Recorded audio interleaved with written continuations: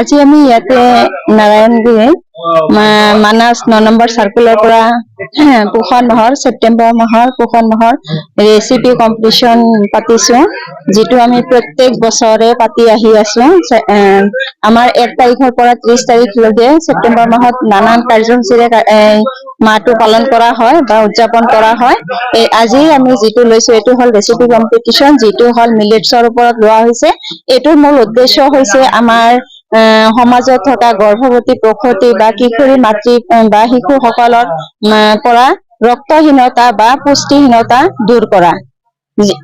এই মূল উদ্দেশ্যৰে আমাৰ এইখিনি দেখুওৱা হৈছে। যিখিনি খাদ্য সম্ভাৰ আমি দেখাইছো সেইখিনিৰ পৰা সমাজত এইটোৱে আমি সজাগতা আনিব বিচাৰিছো, যেটো নেকি আই মাতৃসকল বা গৰ্ভৱতী সকলে বা প্ৰসূতি কিশোৰী সকলে সম্যক জ্ঞান এটা পাই যে থলুৱা খাদ্যৰেও আমি পৰিপূৰ্ণ পুষ্টি পাব পাৰো। আজি আমি মিলেটছৰ বহুতখিনি খাদ্য দেখুওৱা হৈছে, য'ত চিনা, গম, জব, বাজৰা এইখিনি দেখুওৱা হৈছে আৰু সেইখিনি বস্তু আমি ৰান্ধিও দেখুৱাইছো। আৰু সহজতে পোৱা সেউজীয়া শাক-পাচলি লগতে আমাৰ ইয়াতে যিখিনি আমি সহজতে পাওঁ যিখিনি খাদ্য সম্ভাৰ সেইখিনি বনাইছে। বাচ্চাৰ কাৰণে যেনিবা 6 মাহ সম্পূৰ্ণ হলে শিশুৰ কাৰণে খিচাৰি, লুথুৰি বা গৰ্ভৱতীৰ কাৰণে ভাত, মাছ, মাংস, গাখীৰ, কণী যিখিনি আমি পৰিপূৰ্ণ পুষ্টি পাব পাৰো সেইখিনি আমি দেখুওৱা হৈছে।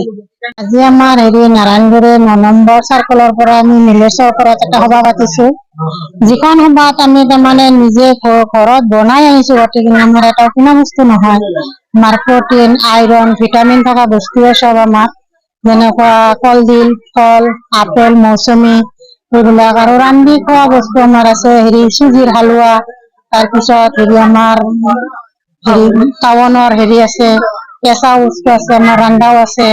আমি এইটো প্ৰত্যেক বছৰে ছেপ্টেম্বৰ মাহৰ 1 তাৰিখৰ পৰা 30 তাৰিখলৈকে আমি তাৰমানে এইটো আয়োজন কৰো।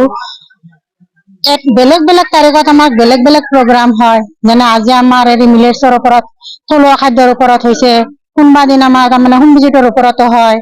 এনেকুৱা তাৰমানে আমি 1 তাৰিখৰ পৰা 30 তাৰিখলৈকে তাৰমানে প্ৰগ্ৰামটো আমাৰ চলি থাকে।